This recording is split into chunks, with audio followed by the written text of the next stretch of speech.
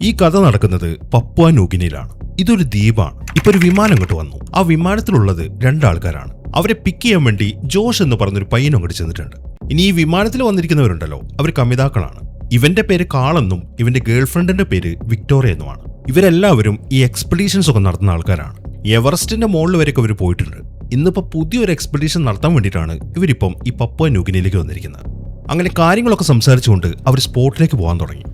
ഈ കാളിന് ഒരു ഫ്രണ്ട് ഉണ്ട്, ഫ്രാങ്ക് എന്നാണ് അയാളുടെ പേര്. ഇപ്പൊ അവർ ചെല്ലാൻ പോകുന്ന ഒരു സ്ഥലം ഉണ്ടല്ലോ, അവിടെയാണ് ഈ ഫ്രാങ്ക് ഉള്ളത്. ഈ ഫ്രാങ്കിന്റെ മകനാണ് ഈ ജോഷ്. ഈ കാളും ജോഷും തമ്മിൽ നേരത്തെ അറിയാം. എന്നാൽ വിക്ടോറിയ അങ്ങനെയല്ല. അവളെ ജോഷ് ആദ്യമായിട്ടാണ് കാണുന്നത്. ഈ വിക്ടോറിയ എന്ന് പറയുന്നത് ബേസിക്കലി ഒരു ക്ലൈംബറാണ്. എവറസ്റ്റിന്റെ മുകളിലേക്ക് പോയ സമയത്തായിരുന്നു കാൾ ഇവളെ പരിചയപ്പെട്ടത്. അങ്ങനെ ആ ഒരു അഡ്വഞ്ചറിന് ശേഷം അവർ തമ്മിൽ പ്രണയത്തിലായി. അതിനെ തുടർന്നിട്ടുള്ള അടുത്ത എക്സ്പെഡീഷന് വേണ്ടിയിട്ടാണ് ഇവരിപ്പം ഇങ്ങോട്ട് വന്നിരിക്കുന്നത്. ഈ വിക്ടോറിയ പോലെ തന്നെ ജോഷും ഒരു ക്ലൈംബർ തന്നെയാണ്. എന്നാൽ ഇവരുടെ എല്ലാവരുടെ അഭിപ്രായത്തിൽ ഇവരുടെ കൂട്ടത്തിലെ ഏറ്റവും മികച്ച ക്ലൈംബർ ഈ ജോഷാണ്. ഒന്നാമത്തെ ചെറുപ്രായം, പിന്നെ ഇവര് തീരെ പേടിയില്ല. അതുകൊണ്ട് എവിടെ വേണമെങ്കിലും വലിഞ്ഞു കയറും. അങ്ങനെ സംസാരിച്ച് അവരിപ്പോ ഒരു ഹെലികോപ്റ്ററിന്റെ അടുത്തെത്തി. ഇനി അവര് ഈ ഹെലികോപ്റ്ററിലാണ് പോകുന്നത്. അങ്ങനെ പെട്ടെന്ന് തന്നെ എല്ലാവരും ഹെലികോപ്റ്ററിൽ കയറിയിട്ട് അവിടുന്ന് പുറപ്പെട്ടു. അവരിപ്പോ കാടിന്റെ മുകളിൽ കൂടെയാണ് പോകുന്നത്. അങ്ങനെ കുറച്ച് സമയത്തെ യാത്രയ്ക്ക് ശേഷം അവരിപ്പം കാടിന്റെ മറ്റൊരു ഭാഗത്തേക്ക് എത്തി. ഇവിടെയാണ് ആ അത്ഭുതപ്പെടുന്ന കാര്യം സ്ഥിതി ചെയ്യുന്നത്. അത് വലിയൊരു കുഴിയായിരുന്നു, അല്ലെങ്കിൽ ഒരു ഗുഹ. ഇതിന്റെ പേരാണ് ഇസാല, the mother of all caves എന്നാണ് ഇതിനെ പറയുന്നത്. ഈ കാളിനെ സംബന്ധിച്ച് അവനിത് നേരത്തെ കണ്ടിട്ടുള്ളതാണ്. എന്നാൽ ഈ വിക്ടോറിയയ്ക്ക് ഇതിനെക്കുറിച്ച് കേട്ടറിവ് മാത്രമേ ഉണ്ടായിരുന്നുള്ളൂ. എന്നാൽ ഇപ്പൊ നേരിട്ട് കണ്ടു കഴിഞ്ഞപ്പം അവള് വായും പൊളിച്ചിരുന്നു പോയി. കാരണം അത്ര വലിപ്പം ഉണ്ടായിരുന്നത്. ഈ ഗുഹയുടെ ഉൾഭാഗം എക്സ്പ്ലോർ ചെയ്യാൻ വേണ്ടിയിട്ടാണ് ഇന്നിപ്പോ ഇവരങ്ങോട്ട് വന്നിരിക്കുന്നത്. അങ്ങനെ അവരുടെ ഹെലികോപ്റ്റർ ഇപ്പം ലാൻഡ് ചെയ്യാൻ വേണ്ടി കുറച്ച് അപ്പുറത്തേക്ക് പോയി. ഇനി നമുക്ക് ഈ ഗുഹയ്ക്കുള്ളിലേക്കൊന്ന് പോയി നോക്കാം. ആ ഗുഹയ്ക്കുള്ളിൽ ഇപ്പൊ ഒരു ടീമുണ്ട്. അത് ഞാൻ നേരത്തെ പറഞ്ഞ ജോഷിന്റെ അച്ഛനുണ്ടല്ലോ, ഫ്രാങ്ക്, അയാളും അയാളുടെ ടീമുമാണ്. ഈ ഫ്രാങ്ക് എന്ന് പറയുന്നത് ഇവരുടെ മാസ്റ്റർ ഡൈവറാണ്. ഇയാളെ പോവാത്ത ഗുഹകളൊന്നുമില്ല. ഈ ഗുഹയ്ക്കകത്ത് എക്സ്പ്ലോർ ചെയ്യാന്നുള്ളത് ഇയാൾക്കൊരു ജീവവായു പോലെയാണ്. അയാളിപ്പോ കുറേ നേരമായിട്ട് ആ ഗുഹയിലെ വെള്ളത്തിൽ കിടക്കുന്നുണ്ട്. എന്തോ പ്രാർത്ഥന പോലെ അയാൾ ഇങ്ങനെ ഓരോന്ന് പറഞ്ഞുകൊണ്ടിരിക്കുകയാണ്. അങ്ങനെ കുറച്ച് സമയം അവിടെ കടന്നതിന് ശേഷം അയാളിപ്പോ കരയിലേക്ക് കയറി. ഈ സമയം അയാളുടെ ടീമിലെ മറ്റൊരുത്തൻ നടക്കുന്നുണ്ട്. ഇവന്റെ പേര് ലൂക്കോ എന്നാണ്. ഇതുകൂടാതെ ഇനി രണ്ടുപേരും കൂടെ ഇവരുടെ ടീമിലുണ്ട്. അതിൽ ഈ മുടി ഇറക്കവനെ കണ്ടില്ലേ, ഇവന്റെ പേര് ജോർജ് എന്നാണ്. പിന്നുള്ളത് ഒരു ലേഡിയാണ്, അവളുടെ പേരാണ് ജൂഡ്. ഇവരെല്ലാവരും കൂടെ ആ ഗുഹയ്ക്ക് അകത്തെ കാര്യങ്ങളൊക്കെ 3D മാപ്പിംഗ് ഒക്കെ ചെയ്തുകൊണ്ടിരിക്കുകയാണ്. അങ്ങനെ പൂർണ്ണമായിട്ട് ആ പരിപാടിക്ക് കഴിഞ്ഞാൽ മാത്രമേ ആ ഗുഹയ്ക്ക് ഉള്ളിൽ എന്താണെന്നുള്ള കാര്യങ്ങളൊക്കെ അവർക്ക് ചെന്ന് നോക്കാൻ പറ്റത്തുള്ളൂ. ആ പരിപാടിയാണ് അവിടെ ഇപ്പോൾ നടന്നുകൊണ്ടിരിക്കുന്നത്. ഇപ്പൊ 34 ദിവസമായിട്ട് ഫ്രാങ്കും ടീമും ഇതിനകത്ത് തന്നെയുണ്ട്. ഈ ഗുഹയിൽ ഇപ്പൊ ഇവരിയ്ക്കുന്ന ഈ ഭാഗം ഉണ്ടല്ലോ, ഇതിനെ പറയുന്നത് ഫോർവേഡ് ക്യാമ്പ് എന്നാണ്. ഇനി ഈ ഗുഹയുടെ പുറത്തൊരു ഭാഗമുണ്ട്, അവിടെ ഒരു ടീം ഇരിക്കുന്നുണ്ട്. ഇനിയിപ്പോൾ പുറത്തെന്തെങ്കിലും പ്രശ്നങ്ങൾ വരികയാണെങ്കിൽ അവർ വയർലെസ് വഴി ഫ്രാങ്കിനെയും ടീമിനെ വിളിച്ച് കാര്യം അറിയിക്കും. അതായത് വല്ല പ്രകൃതി ദുരന്തമോ വല്ലതും സംഭവിക്കുകയാണെങ്കിൽ അങ്ങനെ വിളിച്ചു പറഞ്ഞ ഉടനെ തന്നെ അവരവിടുന്ന് എസ്കേപ്പ് ആവുകയും ചെയ്യും. ഈ ഗുഹയുടെ പുറത്തുള്ള സ്ഥലത്തിന് പറയുന്നത് സർഫസ് ക്യാമ്പ് എന്നാണ്. അങ്ങനെ ഫ്രാങ്കും ടീമും ആ ഗുഹയ്ക്കകത്തുള്ള കാര്യങ്ങളുടെ 3D മാപ്പൊക്കെ ഉണ്ടാക്കി കഴിഞ്ഞു. ഇനിയിപ്പം അത് എക്സ്പ്ലോർ ചെയ്യാൻ വേണ്ടി പോകണം. ആദ്യം അങ്ങോട്ട് പോകുന്നത് ഈ ഫ്രാങ്കും ജൂഡും കൂടെയാണ്. അതിനുള്ള ഒരുക്കങ്ങളാണ് അവരിപ്പോൾ നടത്തിക്കൊണ്ടിരിക്കുന്നത്. ഈ സമയമാകുമ്പോഴേക്കും കാളും ടീമും വന്ന ഹെലികോപ്റ്റർ ഇപ്പോൾ അവിടേക്ക് ലാൻഡ് ചെയ്തു. ഇനിയിപ്പോൾ സർഫസ് ക്യാമ്പിലേക്ക് എത്താൻ വേണ്ടി അവർക്ക് കുറച്ചു ദൂരം നടക്കാനുണ്ട്. കാട്ടിനുള്ളിൽ കൂടെയാണ് പോകേണ്ടത്. ഈ സമയം അവരെ സഹായിക്കാൻ വേണ്ടി അവരുടെ ടീമിൽ തന്നെയുള്ള വേറെ ചില ആൾക്കാരും ഉണ്ട്. അതേപോലെ തന്നെ അവിടുത്തെ നേറ്റീവ് ആയിട്ടുള്ള ആൾക്കാരും ഉണ്ട്. അവരാണ് ഇവർക്ക് കൂടുതൽ സഹായങ്ങളൊക്കെ ചെയ്തു കൊടുക്കുന്നത്. അങ്ങനെ അവർ സർഫസ് ക്യാമ്പിലേക്ക് നടക്കുമ്പോഴാണ് അവരുടെ കൂട്ടത്തിലുള്ള വേറൊരുത്തരം അങ്ങോട്ട് വരുന്നത്. അവന്റെ കൂടെയുള്ള ആൾക്കാർ അവരുടെ ചില ഗിയേഴ്സും കാര്യങ്ങളൊക്കെ അവിടെ നിന്ന് എടുത്തുകൊണ്ട് പോവാണ്. അത് കാണുമ്പോൾ ഇതെന്തിനാണ് ഇവിടുന്ന് എടുത്തുകൊണ്ട് പോകുന്നത് എന്നാണ് കളി ചോദിക്കുന്നത്. അതേക്കുന്ന അയാൾ പറയുന്നത് ഒരു സ്റ്റോം ഉണ്ടാവാൻ സാധ്യതയുണ്ട് എന്നൊരു വാർണിംഗ് വന്നിട്ടുണ്ട്. ആ കാര്യം ഫ്രാങ്കിനെ അറിയിച്ചു കഴിഞ്ഞപ്പം നമുക്ക് ആവശ്യമില്ലാത്ത സാധനങ്ങളൊക്കെ ഇവിടുന്ന് മാറ്റിയേക്ക് എന്നാണ് ഫ്രാങ്ക് പറഞ്ഞത്. അതുകൊണ്ടാണ് ഈ സാധനങ്ങളൊക്കെ ഇവിടുന്ന് എടുത്തുകൊണ്ട് പോകുന്നത് എന്നാണ് അയാൾ പറയുന്നത്. ഈ സമയം വിക്ടോറിയ നോക്കുമ്പോൾ ആ സാധനങ്ങളൊക്കെ എടുത്ത് മാറ്റുന്നവരുടെ കയ്യിൽ കുറെ ടാങ്കുകളുണ്ട്. ഇതെന്താണ് സംഭവം എന്നാണ് അവൾ ജോഷിന്റെ അടുത്ത് ചോദിക്കുന്നത്. അതേക്കുന്ന ജോഷ് പറയുന്നത് നമ്മൾ ഗോവയ്ക്ക് ഉള്ളിലേക്കല്ലേ ഡൈവ് ചെയ്യാൻ പോകുന്നത്. അവിടെ എന്തെങ്കിലും പ്രശ്നം പറ്റിക്കഴിഞ്ഞാൽ നമുക്ക് ബാക്കപ്പിന് വേണ്ടി ഓക്സിജൻ വേണ്ടി വരും. അതിനു വേണ്ടിയിട്ടുള്ള ടാങ്കുകളാണിത് എന്നാണ് അവൻ പറയുന്നത്. അതേക്കുമ്പം ഈ ഗുഹയ്ക്കുള്ളിലേക്ക് ഡൈവ് ചെയ്യുമ്പം എന്ത് പ്രശ്നം ഉണ്ടാവാനാണ് എന്നാണ് അവളുടെ ചോദ്യം. ആ ചോദ്യത്തിൽ നിന്ന് തന്നെ ഇവൾ ഈ ഗുഹയ്ക്കുള്ളിലേക്കൊന്നും ഇതുവരെയായിട്ടും പോയിട്ടില്ല എന്ന കാര്യം നമുക്ക് മനസ്സിലാക്കാം. ഇതേസമയം തന്നെ ഫ്രാങ്കും ജോർജും അവരുടെ കമ്പ്യൂട്ടർ മുമ്പിലിരിക്കുകയാണ്. ഇവരുടെ കയ്യിൽ ഒരു മെഷീൻ ഉണ്ട്. അതിനെ പറയുന്നത് വെർജിൽ എന്നാണ്. ആ മെഷീൻ വെച്ചിട്ടാണ് ഇവർ ആ ഗുഹയ്ക്കുള്ളിലുള്ള കാര്യങ്ങൾ മൊത്തം സ്കാൻ ചെയ്യുന്നത്. ആ സ്കാനിംഗ് റിപ്പോർട്ടാണ് ഇപ്പൊ ഫ്രാങ്ക് ചെക്ക് ചെയ്യുന്നത്. ആ ചെക്ക് ചെയ്തതിൽ നിന്ന് അയാൾ പറയുന്നത് ഇവിടെ എന്തോ ഒരു തടസ്സം കാണുന്നുണ്ടല്ലോ എന്നാണ്. അതേക്കുമ്പോൾ തടസ്സമോ അത് നിങ്ങൾക്ക് തോന്നുന്നതാണ്. നമ്മുടെ വെർജിലിന് അറിയാലോ, നല്ല കിടിലം മെഷീനാണത്. അത് നല്ല വ്യക്തമായിട്ട് തന്നെ എല്ലാം സ്കാൻ ചെയ്തിട്ടുണ്ട്. ഇത് ചിലപ്പോൾ നിങ്ങൾക്ക് പറ്റിയ മിസ്റ്റേക്ക് ആയിരിക്കും എന്നാണ് ജോർജ് പറയുന്നത്. അതേക്കുമ്പോൾ എനിക്ക് മിസ്റ്റേക്ക് ഒന്നും പറ്റിയിട്ടില്ല. നമ്മൾ ഒരിക്കലും ഒരു മെഷീൻ അങ്ങോട്ട് പൂർണ്ണമായിട്ട് വിശ്വസിക്കരുത്. മെഷീൻസിന് ഒരിക്കലും ഒരു കേവിന് ഫീൽ ചെയ്യാൻ പറ്റത്തില്ല. ഇതെന്റെ ഒരുപാട് നാളത്തെ എക്സ്പീരിയൻസ് കൊണ്ട് പറയുന്നതാണ് എന്നാണ് ഫ്രാങ്ക് പറയുന്നത്. അതേക്കുമ്പോൾ എന്നാ പിന്നെ അങ്ങനെ ആയിക്കോട്ടെ, എന്തായാലും നിങ്ങളിപ്പോൾ അങ്ങോട്ട് പോവല്ലേ, ഇനിയിപ്പോൾ അവിടെ ഒരു തടസ്സം കാണുകയാണെങ്കിൽ തീർച്ചയായിട്ടും നിങ്ങൾക്ക് അവിടെ ഒരു വഴി കണ്ടെത്താൻ പറ്റും. നിങ്ങൾ ആ കാര്യത്തിൽ എക്സ്പെർട്ട് ആണല്ലോ. എന്തായാലും നമ്മുടെ കാര്യങ്ങളൊക്കെ പെട്ടെന്ന് വേണം. 2 ദിവസത്തിനകം ശക്തമായിട്ടുള്ള കൊടുങ്കാറ്റും മഴയും ഉണ്ടാവാൻ സാധ്യതയുണ്ട്. അതിന്റെ റിപ്പോർട്ടുകളാണ് ഇങ്ങോട്ട് വന്നുകൊണ്ടിരിക്കുന്നത്. അതുകൊണ്ട് കാര്യങ്ങളൊക്കെ പെട്ടെന്നായിക്കോട്ടെ എന്നാണ് ജോർജ് പറയുന്നത്. ഈ സമയം തന്നെ കാളും കൂട്ടരും ഇപ്പൊ സർഫസ് ക്യാമ്പിലേക്ക് എത്തി. ഒരാൾ വിക്ടോറിയയ്ക്ക് ആ ഗുഹയുടെ ഒരു മാപ്പ് കാണിച്ചു കൊടുക്കുകയാണ്. ഇപ്പൊ ഫ്രാങ്കും ടീമും ഇരിക്കുന്ന ആ ഫോർവേഡ് ക്യാമ്പ് ഉണ്ടല്ലോ, അവിടേക്കുള്ള വഴിയൊക്കെ അവർ കുഴിച്ചിട്ടുണ്ട്. ഇനി ഇതുവരെ ആരും പോവാത്ത ഭാഗങ്ങളാണ് അവർക്ക് എക്സ്പ്ലോർ ചെയ്യേണ്ടത്. അതായത് ആ ഒരു ഏരിയയിലൂടെ കടലിലേക്കൊരു വഴിയുണ്ട്. ആ വഴി അവർ കണ്ടെത്തണം. അതാണ് അവരുടെ മിഷൻ. ആ കാര്യങ്ങളൊക്കെയാണ് അയാൾ ഇപ്പൊ വിക്ടോറിയയ്ക്ക് കാണിച്ചു കൊടുക്കുന്നത്. അങ്ങനെ കുറച്ച് സമയം കഴിഞ്ഞു. കാളും ടീമും ഇപ്പൊ ആ ഗുഹയിലേക്ക് ഇറങ്ങാനുള്ള പരിപാടിയൊക്കെ തുടങ്ങി. അതിനുവേണ്ടി അവരിപ്പോൾ ആ റോപ്പൊക്കെ സെറ്റ് ചെയ്യാണ്. അങ്ങനെ ആ റോപ്പൊക്കെ സെറ്റ് ചെയ്തതിനു ശേഷം ആദ്യം ഗുഹയിലേക്ക് ഇറങ്ങുന്നത് വിക്ടോറിയയാണ്. അങ്ങനെ അവൾ താഴേക്ക് പോയി കഴിയുമ്പോൾ അടുത്തതായിട്ട് ജോഷ് അവളുടെ പുറകെ ഇറങ്ങി. അങ്ങനെ ജോഷും വിക്ടോറിയയും ആ ഗുഹയുടെ കുറച്ച് താഴത്തേക്ക് എത്തി. എന്നാൽ ഈ സമയത്താണ് കാൾ ആ ഗുഹയ്ക്ക് അകത്തേക്ക് ഒരൊറ്റ ചാട്ടം ചാടുന്നത്. അവൻ റോപ്പൊന്നും ഉപയോഗിച്ചിട്ടില്ല, പക്ഷെ അവൻ പാരച്യൂട്ട് ഉപയോഗിച്ചിട്ടുണ്ട്. അതുകൊണ്ട് തന്നെ അവരെത്തുന്നതിനേക്കാൾ മുമ്പേ അവന് താഴേക്ക് എത്താൻ പറ്റും. അങ്ങനെ പതുക്കെ പതുക്കെ കാളിപ്പ ആ ഗുഹയ്ക്ക് അകത്തേക്ക് ഇറങ്ങിക്കൊണ്ടിരിക്കുകയാണ്. ഈ സമയമാകുമ്പോഴേക്കും ഫ്രാങ്കും ജൂഡും അവരുടെ സ്യൂട്ടൊക്കെ ധരിച്ചിട്ട് അവിടുത്തെ വെള്ളത്തിലേക്ക് ഇറങ്ങി. അവരിപ്പം ഇതുവരെ എക്സ്പ്ലോർ ചെയ്യാത്ത ആ സ്ഥലത്തേക്കാണ് പോകുന്നത്. അങ്ങനെ അവർ വെള്ളത്തിലേക്ക് ഇറങ്ങിക്കഴിയുമ്പോൾ അവർക്ക് പുറകിലായിട്ട് ജോർജ വെർജിൻ എന്നു പേരുള്ള മെഷീൻ ഇറക്കി വിട്ടു. അതിലൊരു ക്യാമറയുണ്ട്. അതുവഴി ഫ്രാങ്കും ജൂഡും കാണുന്ന കാര്യങ്ങളൊക്കെ ഇവർക്ക് അവരുടെ കമ്പ്യൂട്ടറിൽ കാണാൻ പറ്റും. അങ്ങനെ ഫ്രാങ്കും ജൂഡും കൂടെ പതുക്കെ ആ വെള്ളത്തിലൂടെ അങ്ങനെ മുന്നോട്ട് നീന്തിക്കൊണ്ടിരിക്കുകയാണ്. ഇതുപോലുള്ള സ്ഥലങ്ങളിലൂടെ പോകുമ്പോൾ ഈ ഫ്രാങ്ക് ഒരു കവിത ചൊല്ലാറുണ്ട്. അത് അയാളുടെ ഫേവറേറ്റ് ആണ്. ഇപ്പോഴും ആ കവിത ചൊല്ലിക്കൊണ്ടാണ് അയാൾ ഇങ്ങനെ മുന്നോട്ട് പോകുന്നത്. അവരുടെ പുറകിലായിട്ട് ആ വിർജിൻ എന്ന് പറഞ്ഞ മെഷീനും വരുന്നുണ്ട്. അതിന്റെ ക്യാമറയിലൂടെ ജോർജ് ഇപ്പോൾ അവർ കാണുന്ന കാര്യങ്ങളൊക്കെ അവന്റെ കമ്പ്യൂട്ടറിൽ കണ്ടുകൊണ്ടിരിക്കുകയാണ്. അങ്ങനെ കുറച്ച് സമയം കൂടെ നീന്തി കഴിയുമ്പോൾ ഫ്രാങ്കും ജൂഡും ഇപ്പൊ അവരവിടെ സെറ്റ് ചെയ്ത് വെച്ചിരിക്കുന്ന ഒരു ചാമ്പറിന്റെ അടുത്തെത്തി. അതിനകത്തൊരാളിരിക്കുന്നുണ്ട്. ഈ ചാമ്പറിനെ പറയുന്നത് ഡീകംപ്രഷൻ ചാമ്പർ എന്നാണ്. ഈ ഡീകംപ്രഷൻ ചെയ്യുന്നത് എന്താണെന്ന് വെച്ച് കഴിഞ്ഞാൽ, ഇതുപോലെ ആഴമുള്ള സ്ഥലത്തേക്കൊക്കെ ഡൈവ് ചെയ്യുമ്പോൾ അവിടുത്തെ പ്രഷറിന് വ്യത്യാസം ഉണ്ടാവും. ആ പ്രഷറും നമ്മുടെ ശരീരം തമ്മിൽ ബാലൻസ് ആവാൻ വേണ്ടി ഇടയ്ക്കിടയ്ക്ക് ഡീകംപ്രഷൻ ചെയ്യണം. അതിനുവേണ്ടി സെറ്റ് ചെയ്ത് വെച്ചിരിക്കുന്നതാണ് ഈ ഒരു ചാമ്പർ. ഇപ്പൊ ഇവിടം വരെ അവരെത്തി. ഇനിയിപ്പോൾ അവർക്ക് മുന്നോട്ട് പോകണമെങ്കിൽ അവരുടെ ഓക്സിജൻ ടാങ്ക് മാറ്റണം. ആ ഒരു കാര്യമാണ് ഇപ്പൊ ഇവർ ചെയ്യുന്നത്. ഈ സമയമാകുമ്പോഴേക്കും വിക്ടോറിയയും ജോഷും ഇപ്പൊ കാളിന്റെ അടുത്തേക്ക് എത്തി. ഇനിയിപ്പോൾ അവർക്ക് ആ ഫോർവേഡ് ക്യാമ്പിലേക്ക് പോകണം. അതിന് ഇനിയും കുറെ താഴേക്ക് ഇറങ്ങാനുണ്ട്. അതിനിടയിൽ ഫ്രാങ്കും ജൂഡും ഇതുവരെ ആരും പോവാത്ത വഴികളിലൂടെ മുന്നോട്ട് തന്നെ ഇങ്ങനെ നീന്തിക്കൊണ്ടിരിക്കുകയാണ്. ആ വഴികളൊക്കെ അവർ ആദ്യമായിട്ട് കാണുമ്പോൾ ഫ്രാങ്ക് ആണെങ്കിൽ വല്ലാത്തൊരു എക്സൈറ്റ്മെന്റിലാണ്. അയാളുടെ തൊട്ട പുറകിൽ തന്നെ ജൂഡും വരുന്നുണ്ട്. ഈ സമയം തന്നെ കാളും ടീമും ആ ഫോർവേഡ് ക്യാമ്പിലേക്ക് ഇറങ്ങാനുള്ള റോപ്പൊക്കെ സെറ്റ് ചെയ്തു. അവരിപ്പോൾ പതുക്കെ അതുവഴി താഴേക്ക് ഇറങ്ങാണ്. നല്ല ഇടുങ്ങിയൊരു വഴിയാണത്. നല്ല കഷ്ടപ്പെട്ടിട്ടാണ് അവരിപ്പോൾ താഴേക്ക് വന്നുകൊണ്ടിരിക്കുന്നത്. ഈ സമയം തന്നെ നേരത്തെ അവിടെ ഡീകംപ്രഷൻ ചാമ്പറിലിരുന്ന ഒരു ലേഡി ഉണ്ടല്ലോ, അവളിപ്പോൾ ഫോർവേഡ് ക്യാമ്പിലേക്ക് എത്തി. ആ ലൂക്കോ ഇപ്പം അവൾക്ക് കുടിക്കാൻ വേണ്ടി ഒരു ഡ്രിങ്ക് ഒക്കെ കൊടുത്തു. ഈ സമയം തന്നെ ജോർജ് ആണെങ്കിൽ അവന്റെ ആ കമ്പ്യൂട്ടർ മുമ്പ് തന്നെയാണ്. ഫ്രാങ്കും ജൂഡ് എന്തൊക്കെയാണ് ഇപ്പോൾ അവിടെ കാണുന്നത് എന്ന കാര്യമാണ് അവനിപ്പോൾ ചെക്ക് ചെയ്തുകൊണ്ടിരിക്കുന്നത്. അങ്ങനെ കുറച്ചുകൂടെ മുന്നോട്ട് പോയി കഴിയുമ്പോൾ ഫ്രാങ്കും ജൂഡും ഇപ്പോൾ ഒരു ഇടുങ്ങിയ സ്ഥലത്തേക്ക് എത്തി. ഇതാണ് നേരത്തെ ഫ്രാങ്ക് പറഞ്ഞ ആ ബ്ലോക്ക്. അവർക്കിപ്പോൾ മുന്നോട്ട് പോകാൻ പറ്റുന്നില്ല. കാരണം ചെറിയ ഉരുളൻ കല്ലുകൾ കാരണം ആ വഴി പടഞ്ഞിരിക്കുകയാണ്. അതൊക്കെ എടുത്ത് മാറ്റണം. എങ്കിൽ മാത്രമേ അവർക്കിനി മുന്നോട്ട് പോകാൻ പറ്റൂ. ഫ്രാങ്ക് ഇപ്പോൾ ആ പണിയാണ് ചെയ്യുന്നത്. ഇതെല്ലാം നോക്കിക്കൊണ്ട് ജോർജും ടീമും ആ ഫോർവേഡ് ക്യാമ്പിൽ ഇരിക്കുന്നുണ്ട്. ഈ സമയം തന്നെ കാളും ടീമും ഫോർവേഡ് ക്യാമ്പിലേക്ക് വരുന്ന വഴിയാണ്. പക്ഷെ അവരിപ്പം നന്നായിട്ട് തളർന്നതുകൊണ്ട് അവരൊരു സ്ഥലത്ത് റെസ്റ്റ് എടുക്കാൻ തുടങ്ങി. ആ റെസ്റ്റ് ചെയ്യുന്നതിന്റെ ഇടയ്ക്ക് വിക്ടോറിയ അവളുടെ ക്യാമറ എടുത്തു. എന്നിട്ട് വ്ളോഗ് പോലെ ചില കാര്യങ്ങളൊക്കെ ഷൂട്ട് ചെയ്യാൻ തുടങ്ങി. അങ്ങനെ അതൊക്കെ ഷൂട്ട് ചെയ്യുന്നതിനിടയിൽ അവളിപ്പോൾ ക്യാമറ എടുത്തിട്ട് ജോഷിന് നേരെ തിരിച്ചു. നിനക്ക് എന്താണ് ഈ എക്സ്പീഡിഷനെ കുറിച്ച് പറയാനുള്ളത് എന്നാണ് അവളിപ്പോൾ അവൻ്റെ അടുത്ത് ചോദിക്കുന്നത്. അങ്ങനെ ആ കാര്യങ്ങളൊക്കെ പറയുന്നതിനിടയിൽ അവൻ അവന്റെ കഴുത്തിൽ കിടക്കുന്ന ഒരു ലോക്കറ്റ് ഒക്കെ കാണിച്ചു കൊടുത്തു. ഇതൊരു പന്നിയുടെ തേറ്റയാണ്. അവൻ എവിടുന്നോ കിട്ടിയതാണ്. എന്നാൽ അത് കിട്ടിക്കഴിഞ്ഞപ്പം അവൻ ആ തേറ്റയുടെ അറ്റത്തായിട്ട് ഒരു ടോർച്ചും കൂടെ ഘടിപ്പിച്ചു. എന്നിട്ട് എപ്പോഴും ഇതും കഴുത്തിലിട്ടുകൊണ്ടാണ് അവൻ നടക്കുന്നത്. കാരണം അവന്റെ ജോലി ഇതാണല്ലോ. എപ്പോഴാണ് ഇതിന്റെ ആവശ്യം വരിക എന്നും നമുക്ക് പറയാൻ പറ്റത്തില്ലല്ലോ. ഈ സമയവും ഫ്രാങ്കും ജൂഡും ആ ഇടുങ്ങിയ വഴിയിലൂടെ മുന്നോട്ട് തന്നെ പോയിക്കൊണ്ടിരിക്കുകയാണ്. ആ കല്ല് കുറേ എണ്ണമുണ്ട്. അതെല്ലാം എടുത്തു മാറ്റിയാലേ അവർക്ക് അപ്പുറത്തേക്ക് കടക്കാൻ പറ്റൂ. ഫ്രാങ്ക് ഇങ്ങനെ കുറേ നേരമായിട്ട് കഷ്ടപ്പെടുന്ന കാണുമ്പോൾ ജോർജൻ ടീം അവരോട് പറയുന്നുണ്ട്, നിങ്ങൾ ആ പരിപാടി നിർത്തിക്കോ, തിരിച്ചു പോരെ, അല്ലെങ്കിൽ പണി കിട്ടും എന്നൊക്കെ പറയുന്നുണ്ട്. എന്നാൽ ഫ്രാങ്കിന്റെ സ്വഭാവം അങ്ങനെയല്ല. അവനൊരു കാര്യം തീരുമാനിച്ചിട്ടുണ്ടെങ്കിൽ അത് നടത്തിയിട്ട് തിരിച്ചു വരൂ. അതുകൊണ്ട് തന്നെ ആ കല്ല് മൊത്തം മാറ്റി ആ വഴി ക്ലിയർ ആക്കിയേ അടങ്ങൂ എന്ന വാശിയിലാണ് അവൻ. അവന് കട്ടയ്ക്ക് സപ്പോർട്ടായിട്ട് ജൂഡ് അവന്റെ കൂടെ തന്നെയുണ്ട്. അങ്ങനെ ഫ്രാങ്ക് മുന്നോട്ട് പോകുന്നതിനനുസരിച്ച് ജൂഡ് അവനെ പുറകിൽ നിന്ന് ഇങ്ങനെ തള്ളി കൊടുക്കുകയാണ്. അതുകൊണ്ട് കുറച്ച് ഈസി ആയിട്ട് ഫ്രാങ്കിന് മുന്നോട്ട് പോകാൻ പറ്റുന്നുണ്ട്. എന്നാൽ അതിനിടയിലാണ് ജൂഡ് പെട്ടെന്ന് അവിടെ സ്റ്റക്കാവുന്നത്. സ്റ്റക്കായതും അവിടെ വല്ലാണ്ട് വെപ്രാളം കാണിക്കാൻ തുടങ്ങി. ആ കാര്യം ഫ്രാങ്കിനും മനസ്സിലായി. അതുകൊണ്ട് ഫ്രാങ്ക് പറയുന്നത്, നീ ഇങ്ങനെ വെപ്രാളം കാണിക്കരുത്. ഇതുപോലെ ഇടുങ്ങിയ സ്ഥലത്ത് വെച്ചിട്ട് വെപ്രാളം കാണിച്ചു കഴിഞ്ഞാൽ അത് പിന്നീട് പണിയാവും. അതുകൊണ്ട് നീ ഒന്ന് കാമാവും, നിനക്ക് ഈസി ആയിട്ട് അവിടെ നിന്ന് ഊരിപ്പോരാം എന്നാണ് ഫ്രാങ്ക് പറയുന്നത്. അവളാണെങ്കിൽ അയാൾ പറഞ്ഞതുപോലെ തന്നെ ചെയ്തു. അങ്ങനെ കഷ്ടപ്പെട്ട് അവർ രണ്ടുപേരും ആ ഇടുങ്ങിയ വഴിയും കഴിഞ്ഞിട്ട് അപ്പുറത്തേക്ക് എത്തി. അവിടുത്തെ കാഴ്ച വളരെ മനോഹരമായിരുന്നു. വലിയൊരു ഹാള് പോലെയാണത്.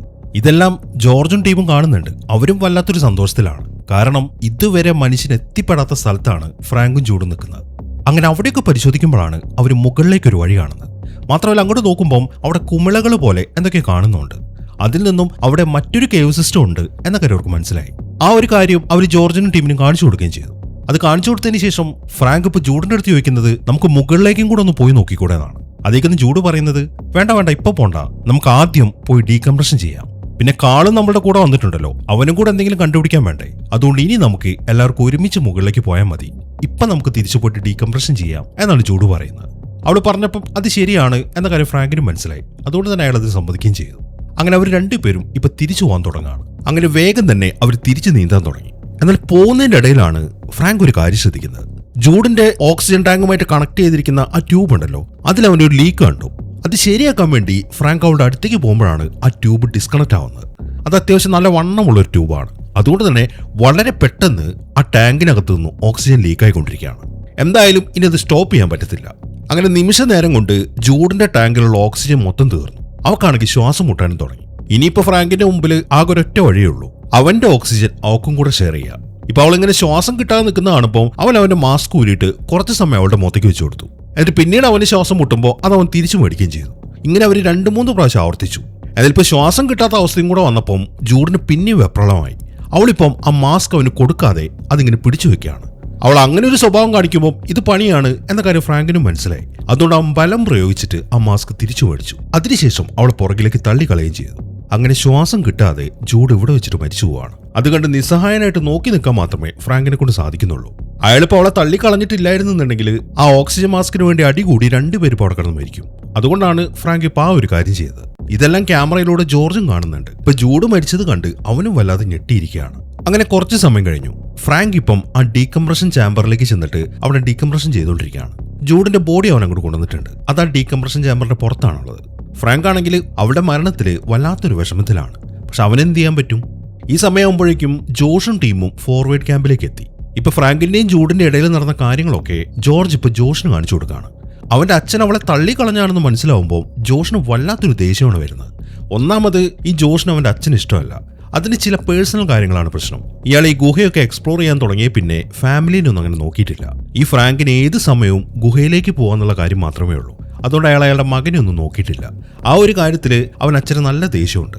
ഇപ്പൊ ആ വീഡിയോ ഫുട്ടേജും കൂടെ കണ്ടതിന് ശേഷം അവൻ പറയുന്നത് അച്ഛൻ മനഃപൂർവ്വം ജോഷിനെ കൊന്നുകളഞ്ഞാണെന്നാണ്. അതൊക്കെ പറഞ്ഞിട്ട് അവൻ അവിടെ കിടന്നിട്ട് ബഹളം വെക്കാൻ തുടങ്ങി. ഈ സമയം ജോർജ് ആണെങ്കിൽ ഓരോന്നൊക്കെ പറഞ്ഞിട്ട് അവനിങ്ങനെ സമാധാനിപ്പിക്കുന്നുണ്ട്.